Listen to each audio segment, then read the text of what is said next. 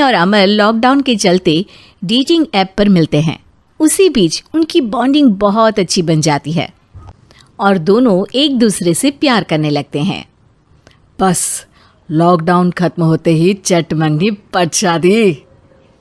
उससे पहले घर में बात तो कर लो। अरे माँ पापा कभी मना नहीं करेंगे। अमर की बात सुन रश्मि खुश हो जाती है। ऐसे ही दिन बीतते हैं और देखते ही देखते लॉकडाउन खुल जाता है, जिसके अगले ही दिन अमर अपने परिवार के साथ रिश्ता लेकर रश्मि के घर पहुंच जाता है। अभी लॉकडाउन खुला ही है और कोरोना तो ख़त्म भी नहीं हुआ, इसलिए ज़्यादा कुछ ना करके अगले कुछ दिनों में छोटे फंक्शन के साथ शादी कर लेते हैं। अमर के पापा की बात पर सब सहमत हो जाते हैं। कुछ दिन बाद दोनों की शादी हो जाती है और रश्मि अपने ससुराल पहुंच जाती है। बेटा, शादी तो तूने अपनी मर्जी से कर ली, लेकिन बहू को बोल देना इस घर में हुक्म मेरा ही चलेगा, इसलिए अपना राज जमाने की कोशिश भी ना करें। माँ, रश्मि को यहाँ सिर्फ प्यार, आशीर्वाद और अपनापन चाहिए, पैसा या राज नहीं। बेटी की बात पर सास मुंह बनाए वहाँ से चली जाती है और अब वो हर रोज़ रश्मि को परेशान करना और ताने देना शुरू कर देती है। देखो, ये है आजकल की लड़की, इंटरनेट पर लड़कों से बातें करते हुए इन्हें शर्म भी नहीं आती, और यहाँ तो देखो कितनी सीधी सुशील बनकर दिखा रही है। मम्मी, शादी के रिश्ते वाले इंटरनेट ऐप से जब किसी को कोई दिक्कत नहीं है, फिर डेटिंग ऐप के जरिए मिलना किस तरह गलत हो सकता है? रश्मि के डेटिंग ऐप वाली बात सुन उसकी हैरान सास तुरंत तुनक कर पूरे घर को सिर पर उठा लेती है, जिसकी आवाज़ सुन अमर और उसके पापा भी वहाँ आ जाते हैं। हाय मेरी माता, इतना बड़ा झूठ!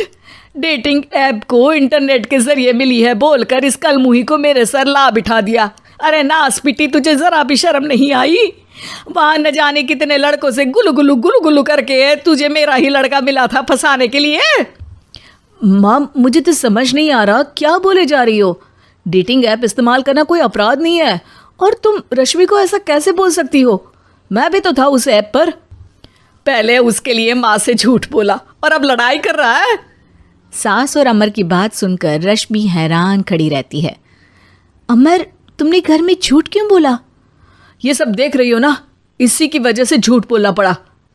एक तरफ अमर और रश्मि की ये बात चल रही होती है, वहीं दूसरी तरफ सास का नॉन स्टॉप क्लेश सबको परेशान कर देता है। सब एकदम चुप, जो हुआ सो हुआ, अब मुझे कुछ ना सुनाई दे। पति की बात सुन सास चुप होकर वहां से चली जाती है, लेकिन अब वो रश्मि के सिर दुनिया भर के सारे काम डालकर उसका जीना पहले से भी ज़्यादा मुश्किल कर देती है। मम्मी, मैं आपका गुस्सा समझ सकती हूँ, आपको जो करना है कर लीजिए, मैं कभी कुछ नहीं बोलूँगी। उम्मीद है किसी दिन तो आपका गुस्सा शांत होगा और नफरत प्यार में बदलेगी। रश्मि की अच्छाई को उसका नाटक समझकर सास गुस्से के 7वें आसमान पर चढ़ जाती है और उसी शाम रश्मि को नीचा दिखाने के लिए अपनी सहेलियों को घर बुलाकर उसकी बुराइयां करने लगती है। अरे कौशल्या, क्या बताऊं, आजकल के बच्चे ना बहुत एडवांस हो गए हैं। पहले रिश्ते घर परिवार वाले सब देख परख के कराते थे, और अब ये लोग खुद न जाने कहाँ कहाँ मिलकर खुद ही सब कुछ पक्का करके हमें बता देते हैं। लड़की का कैसा दिन धर्म, कैसा ईमान, कैसा चरित्र कुछ नहीं पता, बस प्यार किया और घर लाकर बिठा देते हैं। अरे ऐसा क्यों बोलती हो? आजकल बच्चे अपने आप में बहुत समझदार हो गए हैं, और फिर पूरी ज़िंदगी तो उन दोनों को ही साथ निभानी है। अपनी पसंद से शादी कर भी ले तो क्या दिक्कत, तू ही देख ले, पहले इतना अच्छा बेटा और अब सोने पर सुहागे जैसी सर्वगुण संपन्न बहू। और पता है, अभी कुछ दिन पहले मेरी बेटी ने मुझे डेटिंग ऐप के बारे में बताया, जहाँ लड़का लड़की अपनी पसंद से अपने आप एक दूसरे को चुन लेते हैं, और फिर अगर सब सही रहता है तो बात आगे भी बढ़ जाती है। अरे इसमें इतना खुश होकर क्या बता रही हो? ये तो गलत है। न जाने कौन क्या है, कितना झूठ कितना सच है।